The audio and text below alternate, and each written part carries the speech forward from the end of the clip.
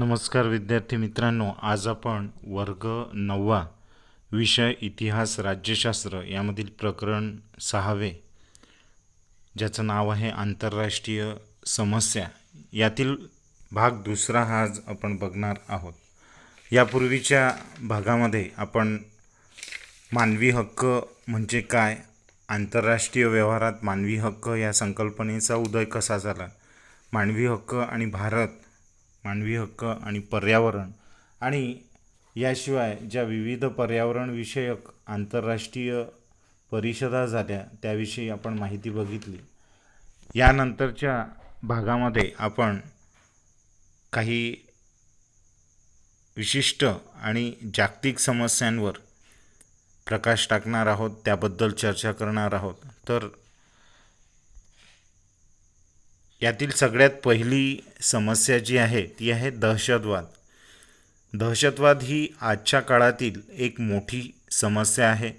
जगातील अनेक राष्ट्रांना या समस्येला तोंड द्यावे लागत आहे.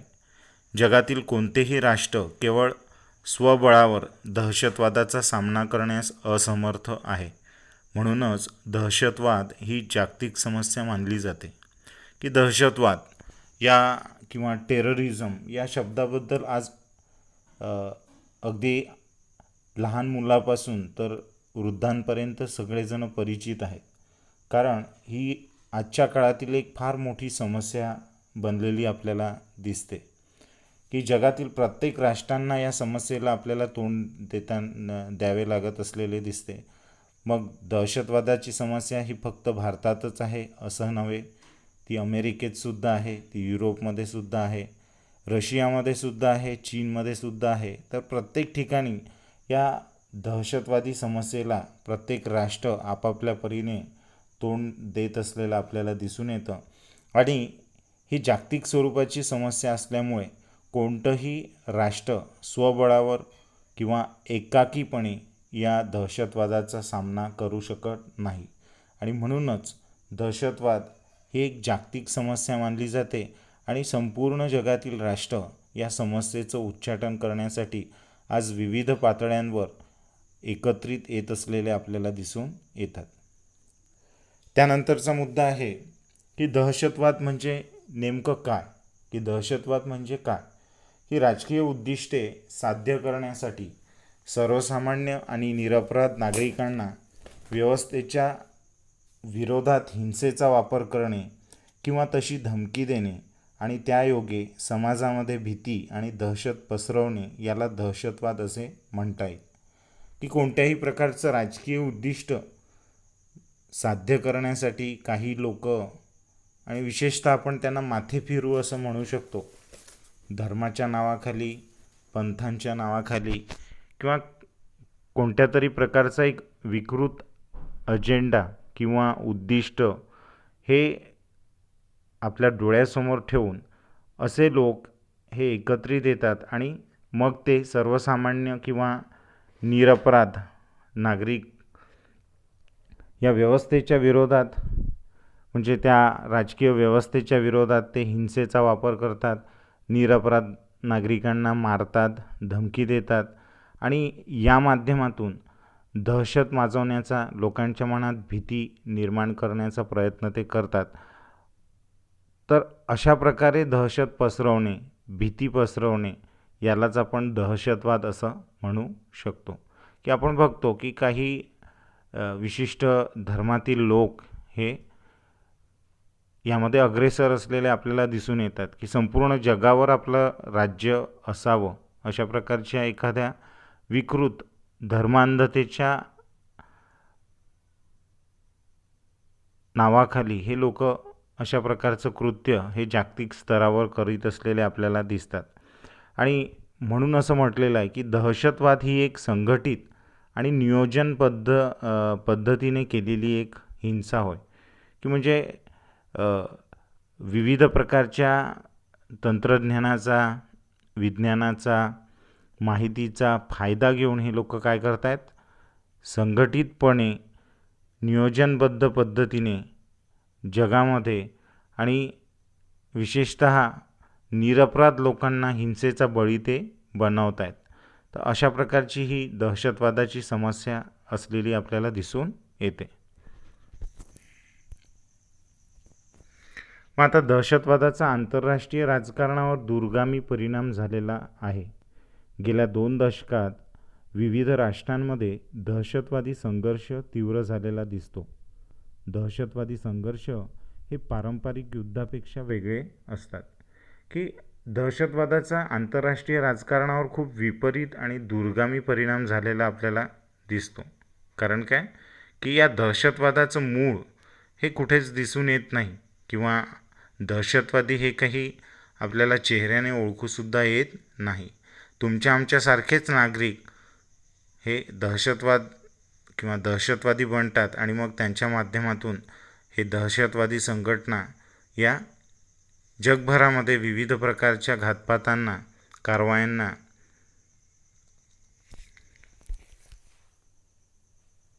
लागू करतात, किंवा त्या राष्ट्रांमध्ये ते अशा प्रकारचे घातपात हे घडवून आणतात. आणि म्हणून असं म्हटलेलं आहे की दहशतवादाचा आंतरराष्ट्रीय राजकारणावर खूप दूरगामी म्हणजे खूप दूरपर्यंत परिणाम झालेला आपल्याला दिसतो, की यातून कोणतंही राष्ट्र हे आज सुटलेलं नाही. आणि गेल्या 2 दशकांमध्ये विशेषतः हा जो 20-25 वर्षाचा जो कालावधी आहे, या कालावधीमध्ये हा जो दहशतवादी संघर्ष आहे तो विविध राष्ट्रांमध्ये खूप तीव्र झालेला आपल्याला दिसतो. कारण आपण जर 20-25-30 वर्षा अगोदरचा कालावधी बघितला तर त्यावेळेला एवढे दहशतवादी घातपात किंवा बॉम्बस्फोट किंवा निरपराध लोकांना बंदुकीच्या माध्यमातून ठार मारणे अशा प्रकारचे कृत्य हे होताना दिसत नव्हते. परंतु आज मात्र या 2 दशकांमध्ये 24-25 वर्षाच्या कालावधीमध्ये अशा अनेक घटना जगभर झालेल्या आहेत. आणि म्हणून विविध राष्ट्रांमध्ये दहशतवादी संघर्ष हा खूप तीव्र झालेला आपल्याला दिसून येतो. आता दहशतवादी संघर्ष हे पारंपरिक युद्धांपेक्षा वेगळे असतात. कारण युद्ध हे सीमेवर किंवा कुठल्या तरी अंतर्गत भागांमध्ये ते लढल्या जातं आणि दोनही पक्ष हे आमनेसामने येऊन एकमेकांवर आपल्या शस्त्रांच्या सहाय्याने कुरघोडी करण्याचा प्रयत्न करतात. परंतु दहशतवादामध्ये असं होताना दिसत नाही. कोणीतरी काहीतरी निनावी किंवा कोणताही अननोन माणूस हा येऊन बॉम्ब ठेवून जातो आणि मग बॉम्बस्फोटामध्ये अनेक निरपराध लोक मारले जातात. आणि म्हणून दहशतवादी संघर्ष हा पारंपरिक युद्धापेक्षा वेगळा असतो. मग पारंपरिक युद्धे हा 2 किंवा अधिक सार्वभौम राष्ट्रांमधील संघर्ष असतो, की आपल्याला माहीत असतं की समोरचा राष्ट्र हे आपलं शत्रू राष्ट्र आहे, तर हा उघड असा संघर्ष असतो. म्हणून पारंपरिक युद्ध हा 2 किंवा अनेक सार्वभौम राष्ट्रांमधला संघर्ष असतो असं म्हटलेलं आहे. अशा युद्धामध्ये प्रामुख्याने राष्ट्राच्या भौगोलिक सीमेंच्या सुरक्षेला महत्त्व असते, की 2 राष्ट्र जेव्हा आपापसात लढतात तेव्हा त्यांच्यामध्ये भौगोलिक सीमांविषयी कोणता तरी वाद असतो किंवा अन्य कोणत्या वादावरून 2 राष्ट्र हे आपापसात सीमेवर भिडतात किंवा त्यांच्यामध्ये उघड असा संघर्ष सीमालगत भागांमध्ये होताना आपल्याला दिसतो. म्हणजेच राष्ट्रीय सुरक्षा ही भौगोलिक सीमांशी निगडीत असते. मग या ठिकाणी आपल्या राष्ट्राला जर सुरक्षित करायचं असेल तर आपल्या भौगोलिक सीमा या सुरक्षित करायला हव्या, हे सगळं राष्ट्रांना ठाऊक असतं. म्हणजे दोनही राष्ट्र हे सजग असतात आपल्या भौगोलिक सीमांबद्दल. परंतु दहशतवादी गट हे जगाच्या कोणत्याही कोपऱ्यातून कुठल्याही ठिकाणी हिंसाचार घडवू शकतात. म्हणजे इराणमध्ये बसलेला कोणताही दहशतवादी हा अमेरिकेमध्ये सुद्धा बॉम्बस्फोट घडवून आणू शकतो. म्हणजे याला कोणत्याही प्रकारच्या जागतिक सीमा, भौगोलिक सीमा या नसतात. कुठलाही ठिकाणचा माणूस हा दहशतवादी घातपात हा घडवून आणू शकतो आणि त्याची कोणत्याही प्रकारची ओळख ही आपल्याला नसते. दहशतवादी हल्ल्याचा उद्देश हा भौगोलिक सीमांना धोका पोहोचवणे नसून देशातील राजवटीला आव्हान देणे किंवा शासनाचे अस्तित्व नाकारणे हा असतो. मग आता दहशतवादी हल्ला जो आहे तो भौगोलिक सीमांना घेऊन नसतो. म्हणजे त्याला कोणत्याही देशाला जिंकायचं नाही किंवा राष्ट्राला जिंकायचं नसतं. तर काय करायचं आहे त्याला, की त्या देशातील राजवटीला तिथल्या देशातील राजवटीला आव्हान देणं किंवा त्या शासनाचं अस्तित्व नाकारणं. समजा अमेरिकेमध्ये लोकशाही आहे, तर लोकशाहीला झुगारणे, नाकारणे, त्यांचे नियम, त्यांचा धर्म, त्यांच्या ज्या काही संस्कृती परंपरा असतील त्यांना नाकारणं, तिथल्या शासनाला नाकारणं आणि तिथल्या राजवटीला आव्हान देणं, अशा प्रकारचं ध्येय हे दहशतवादाचं असतं. म्हणजेच वाढत्या दहशतवादामुळे देशाच्या बाह्य सुरक्षेबरोबरच अंतर्गत सुरक्षिततेलाही धोका निर्माण होतो. की जर दहशतवाद असाच वाढत राहिला तर देशाच्या बाह्य सुरक्षेबरोबर म्हणजे सीमालगत सुरक्षेबरोबरच देशातील अंतर्गत सुरक्षा देखील काय होते, धोक्यामध्ये येते. कारण आपल्याला ठाऊकच नसतं की केव्हा कुठे कोणता घातपात होईल, याविषयी आपण सांगू शकत नाही. जसं अमेरिकेमध्ये 9/11ला 3 विमानांनी एम्पायर स्टेटसारखी एक मोठी जी बिल्डिंग ज्याला आपण म्हणू, एक मोठी इमारत त्यांनी उद्ध्वस्त केली आणि त्यामध्ये 6,000 लोक हे मारल्या गेले. म्हणजे अमेरिकेच्या सीमा जरी सुरक्षित होत्या तरी अमेरिकेच्या अंतर्गत भागात मात्र या दहशतवाद्यांनी एक मोठी कारवाई करून दाखवली आणि त्यामुळे अनेक निरपराध लोक हे मृत्युमुखी पडले. म्हणजेच काय की वाढत्या दहशतवादामुळे देशाच्या बाह्य सीमा तर धोक्यात येतातच, परंतु अंतर्गत सुरक्षा देखील काय होते, धोक्यामध्ये येते. मग आता या दहशतवादाला आळा घालण्यासाठी विविध राष्ट्रांच्या सुरक्षा यंत्रणांनी परस्पर सहकार्याने काम करणे आवश्यक झाले आहे. कारण दहशतवाद ही समस्या कोणत्याही एका राष्ट्राची राहिलेली नसून ही एक जागतिक समस्या बनलेली आपल्याला दिसते आणि त्यामुळे दहशतवादाला जर आळा घालायचा असेल तर प्रत्येक राष्ट्रातील सुरक्षा यंत्रणांनी परस्परांशी सहकार्याने काम करणे, सहकार्याने मैत्रीच्या नात्याने काम करणे हे खूप गरजेचं आज बनलेलं आपल्याला दिसतं. कारण दहशतवाद हा कोणत्याही राष्ट्राला भेडसावणारा एक ज्वलंत प्रश्न बनलेला आहे. त्यानंतरचा मुद्दा आहे निर्वासितांचे प्रश्न. मग आता निर्वासित म्हणजे काय हे सर्वप्रथम आपण समजून घेऊया. ज्या व्यक्तींना अनिच्छेने किंवा जबरदस्तीने आपली मातृभूमी सोडावी लागते व आश्रय मिळवण्यासाठी किंवा सुरक्षिततेसाठी दुसऱ्या राष्ट्रात जाणे भाग पडते, अशा लोकांना निर्वासित असे म्हटले जाते. मग अशा व्यक्ती की ज्या व्यक्तींना अनिच्छेने जबरदस्तीने आपली मातृभूमी सोडावी लागते, कोणतं तरी कारण घडतं की त्याला अनिच्छेने किंवा जबरदस्तीने त्याला आपली मातृभूमी सोडावी लागते आणि मग आश्रय मिळवण्यासाठी आणि सुरक्षिततेसाठी दुसऱ्या राष्ट्रात जाणे त्याला भाग पडते, असे जे लोक आहेत त्यांना काय म्हणतात, निर्वासित असं म्हटलं जातं. की अशा काही घटना जगातील काही राष्ट्रांमध्ये घडतात की तिथल्या लोकांना इच्छेने व अनिच्छेने आपली मातृभूमी ही सोडावी लागते आणि मग आपल्या जीवितेच्या सुरक्षिततेसाठी आणि आपल्या कुटुंबियांना आश्रय देण्यासाठी मिळवण्यासाठी त्याला इतर राष्ट्रांचा आश्रय घेणं भाग पडतं. असे जे लोक असतात त्या लोकांना निर्वासित असं म्हटलं जातं.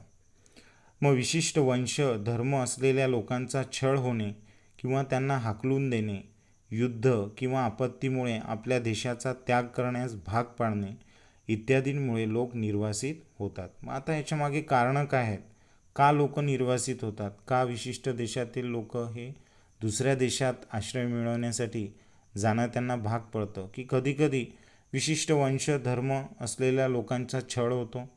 अनेक ठिकाणी काही विशिष्ट धर्मातील लोकांना टार्गेट केलं जातं, त्यांचा छळ केला जातो, त्यांच्या वंशावरून, त्यांच्या धर्मावरून त्यांच्यावर अन्याय अत्याचार केला जातो, अनेक कुटुंबियांना त्यांना मारलं जातं, मग किंवा त्यांना देशातून हाकलून देण्यात येतं.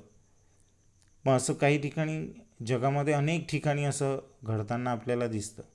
जसं बांगलादेशीय लोकांना तिथल्या काही लोकांनी भारतामध्ये हाकलून दिलं, तर पाकिस्तानमध्ये भारत आणि पाकिस्तान यांच्यामध्ये जेव्हा फाळणी झाली त्यावेळेला अनेक जे हिंदू लोक होते पाकिस्तानातले, त्या मुस्लिम लोकांनी त्यांना भारतामध्ये जाण्यास भाग पाडलं, त्यांचा छळ केला, धर्म वंश यांच्या नावावरून त्यांच्या कत्तली केल्या आणि त्यामुळे पाकिस्तानातील अनेक हिंदू लोक हे भारताच्या आश्रयाला आले. म्हणजे असे जे लोक आहेत त्यांना काय म्हणतात, निर्वासित.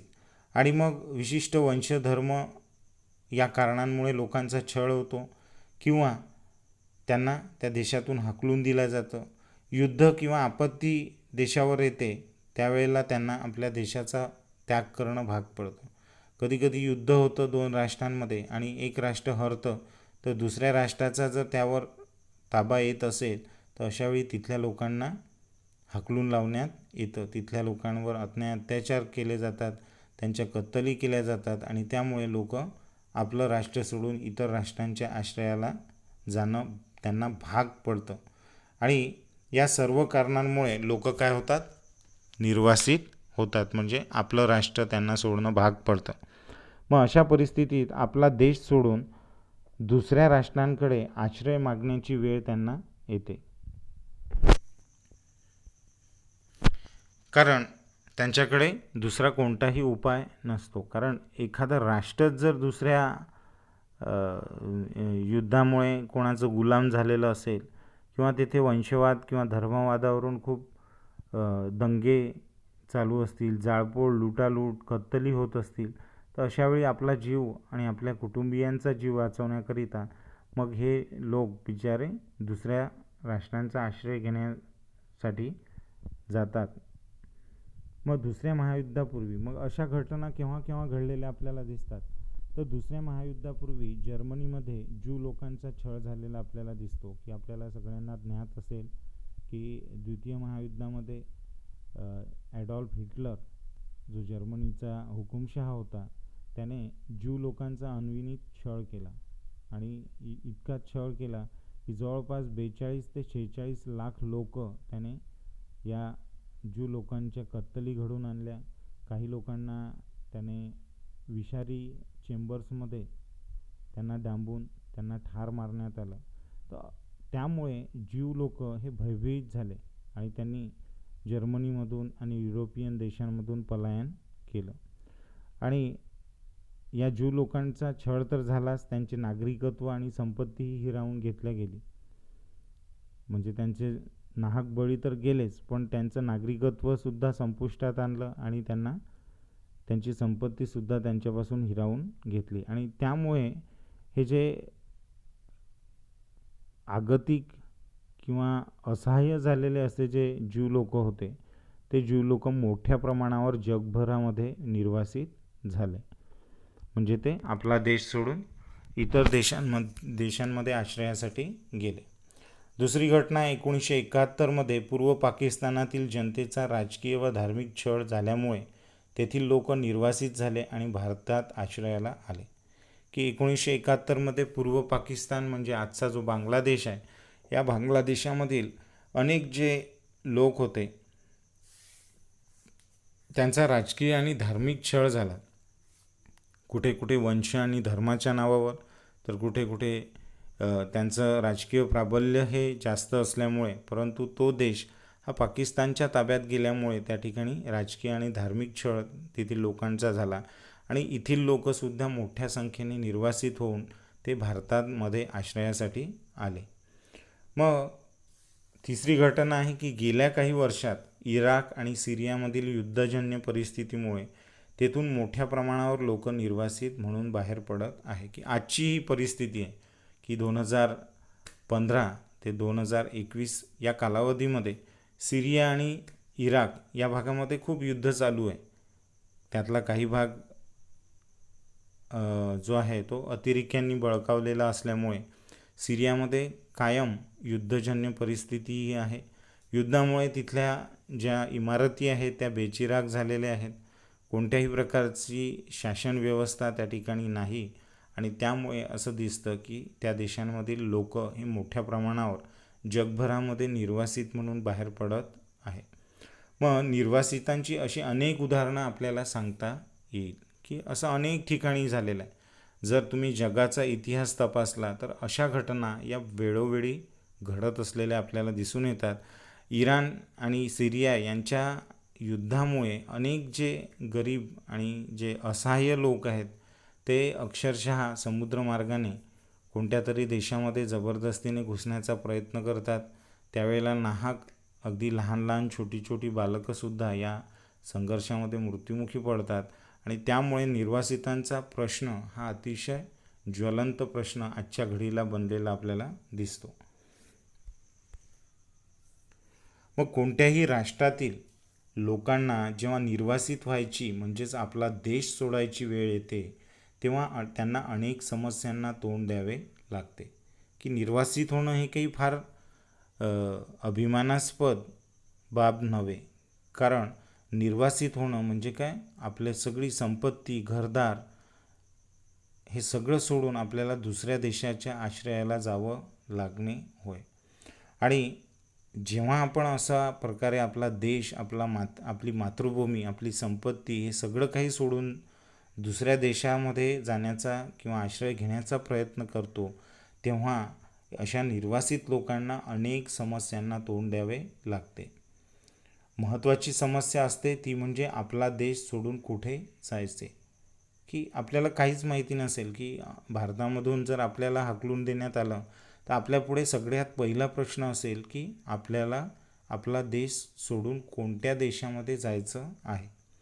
आणि देश जरी सोडला तर ते राष्ट्र आपल्याला स्वीकारेल का, की आपण आपला देश सोडला तर आपल्याला इतर कोणता देश स्वीकारेल, आपल्याला कोणता देश आश्रय देईल याच्याबद्दल कोणत्याही प्रकारची माहिती दिशा आपल्याकडे नसते.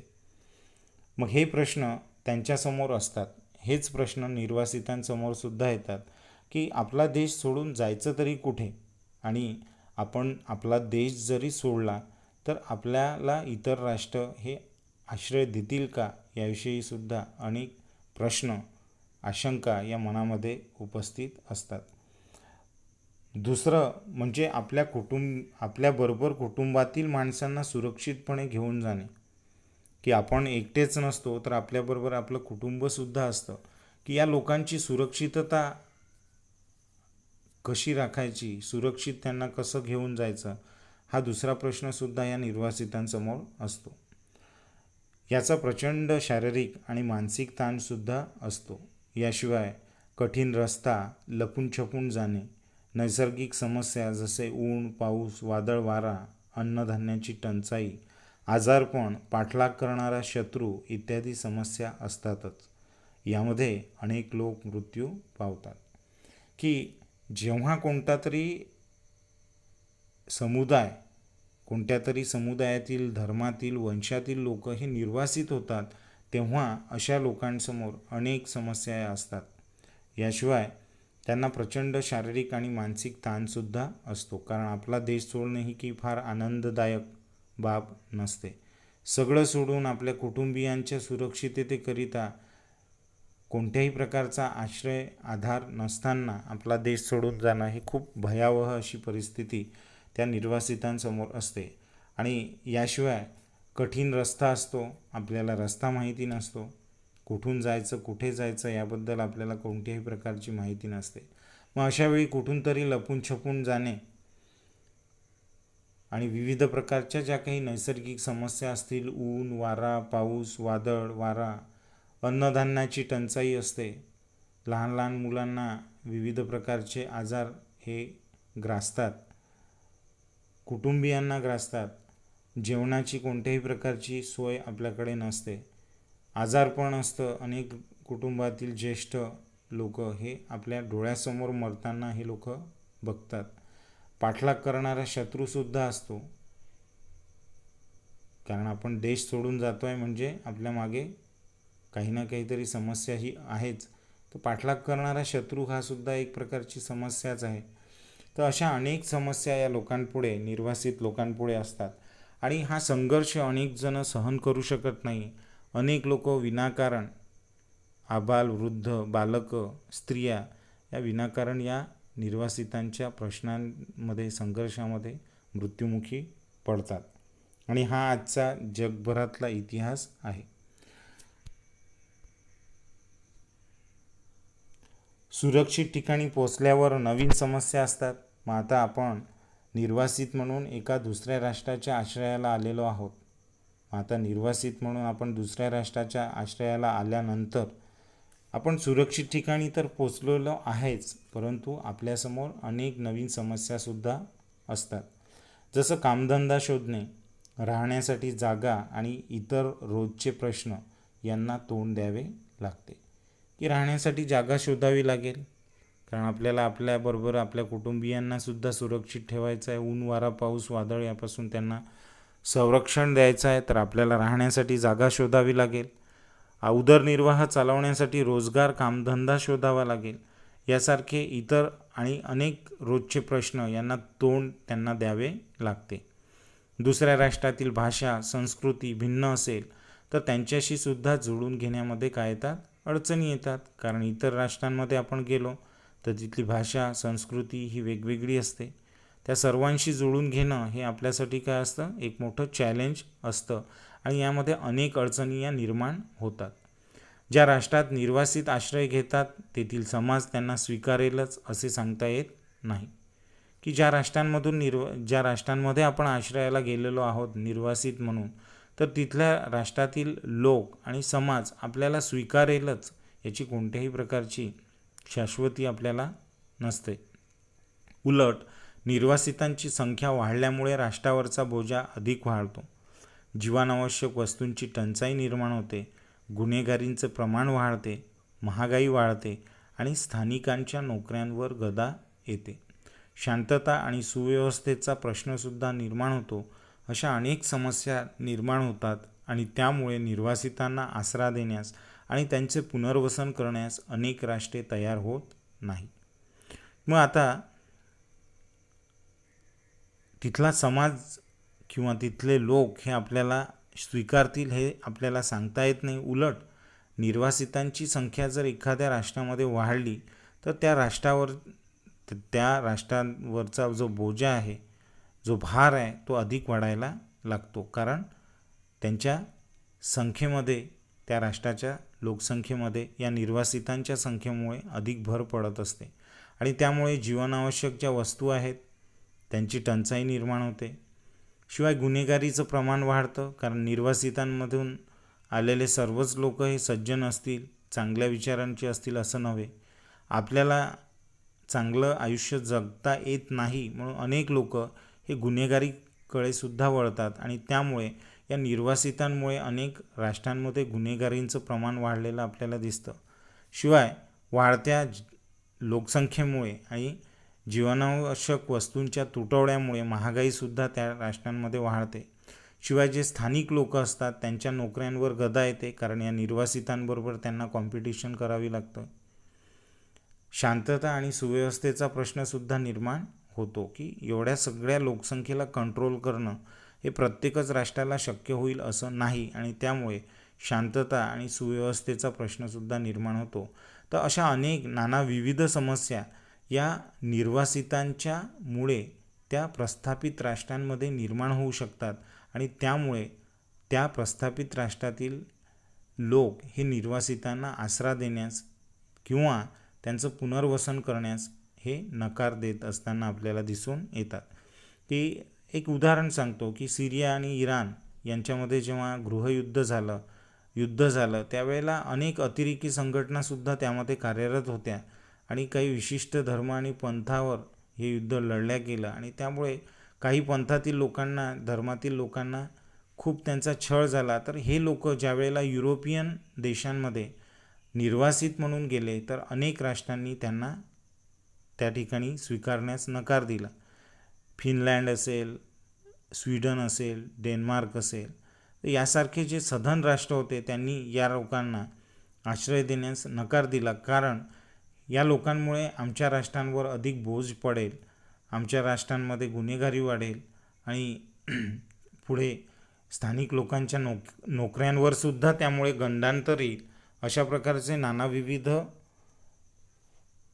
संशय व्यक्त करून या निर्वासितांचं पुनर्वसन आणि त्यांना आसरा देण्यास या युरोपियन राष्ट्रांनी नकार दिलेला आपल्याला दिसतो. म्हणजेच काय, की निर्वासितांची ही जी समस्या आहे ती अतिशय गुंतागुंतीची आणि खूप समस्या निर्माण करणारीही असते आणि म्हणून अनेक राष्ट्र निर्वासितांना आश्रय देण्यास तयार होत नाही. मग आता या निर्वासितांच्या बाबतीत आंतरराष्ट्रीय स्तरावर 1951मध्ये काही तरतुदी करण्यात आल्या. त्यानुसार निर्वासितांना त्यांच्या इच्छेविरुद्ध त्यांच्या मूळ देशात परत पाठवता येत नाही अशी तरतूद केलेली आपल्याला दिसते. मग आता या निर्वासितांचा प्रश्न हा संपूर्ण जगाला भेडसावणारा एक प्रश्न असल्यामुळे त्याबाबतीत आंतरराष्ट्रीय स्तरावर 1951मध्ये काही कायदे हे तयार करण्यात आलेले आहेत की त्यानुसार जे निर्वासित झालेले लोक आहेत त्यांना त्यांच्या इच्छेविरुद्ध त्यांच्या मूळ देशामध्ये पाठवता येणार नाही अशी ही कायदेशीर तरतूद करण्यात आलेली आहे.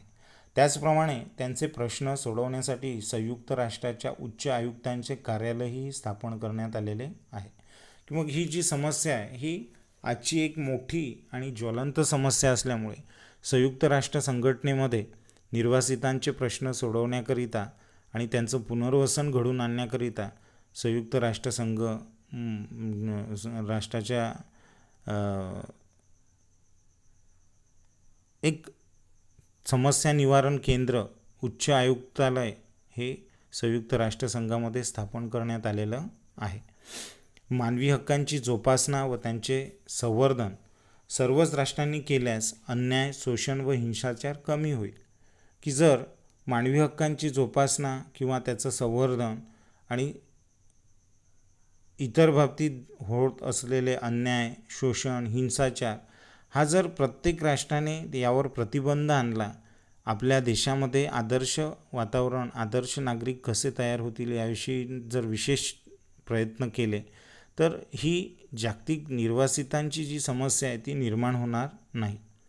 सर्वच लोकांना सुरक्षितपणे आपला विकास साधता येईल की सर्वच लोक हे प्रगती करू शकतील आणि शिवाय पर्यावरणाचे रक्षण करून आणि दहशतवादाचे संपूर्ण निर्मूलन केल्यास मानवी हक्क अधिक प्रभावीपणे अंमलात आणता येतील. की आपण या प्रश्नांवर, या समस्यांवर तोडगासुद्धा काढू शकतो की प्रत्येकच राष्ट्राने जर आपल्या देशामध्ये मानवी हक्काची जोपासना केली, त्यांचं संवर्धन केलं, अन्याय व शोषण, हिंसाचार हा जर कमी केला तर काय होईल की कोणालाही आपल्या देशातून पलायन करावं लागणार नाही. शिवाय आपल्या आजूबाजूला असलेलं पर्यावरणाचं रक्षण जर आपण केलं, दहशतवादाचं संपूर्ण निर्मूलन जर केलं तर मानवी हक्क जे आहेत ते अधिक प्रभावीपणे आपल्याला अंमलात आणता येतील आणि जगात कोणत्याच लोकसमूहाला निर्वासित व्हावे लागणार नाही. म्हणजे एकंदरीतच आपल्या देशापासूनच आपण सुधारणा करायला जर सुरुवात केली तर प्रत्येकाचे मानवी हक्क हे सुरक्षित ठेवण्याचा काटेकोर पणे प्रयत्न जर प्रत्येक राष्ट्राने आपल्या देशांमध्ये केला तर कोणत्याच लोकसमूहाला, कोणत्याच धर्मातील, पंथातील, वंशातील लोकांना निर्वासित होणं हे भाग पडणार नाही. आणि यासाठी प्रयत्न झाल्यास मानवी असुरक्षितता काय होईल, दूर होईल. की मानवाचं जे असुरक्षित जीवन बनलेलं आज आपल्याला दिसतं, काही लोकांच्या ज्याला आपण म्हणू की हव्यासी अशा प्रकारच्या उद्देशांमुळे तर असं होणार नाही. आणि सर्वच राष्ट्रांनी याकरिता एकत्र येणं, आपापल्यातील सहकार्य वाढवणं, ठोस कृती करणं आणि प्रत्यक्षात बदल घडवून आणणे इत्यादी प्रयत्न केले पाहिजेत. आणि यासाठी जगातील सगळ्या राष्ट्रांनी कटिबद्ध होणं हे खूप आवश्यक आणि गरजेचं आज बनलेलं आहे. की जेणेकरून आपल्या देशातील या ज्या काही समस्या आहेत त्या समस्या दूर व्हाव्या याकरिता एकमेकांशी सहकार्याची भावना ठेवावी, एकमेकांमध्ये मदतीची भावना ही जर प्रत्येक राष्ट्रांनी ठेवली आणि त्याकरिता वेळोवेळी ठोस पावले जर उचलली आणि प्रत्यक्षात जर आपल्याच राष्ट्रांमध्ये बदल घडून आणले तर निर्वासितांचा प्रश्न हा जागतिक स्तरावर कधीही आपल्याला दिसणार नाही.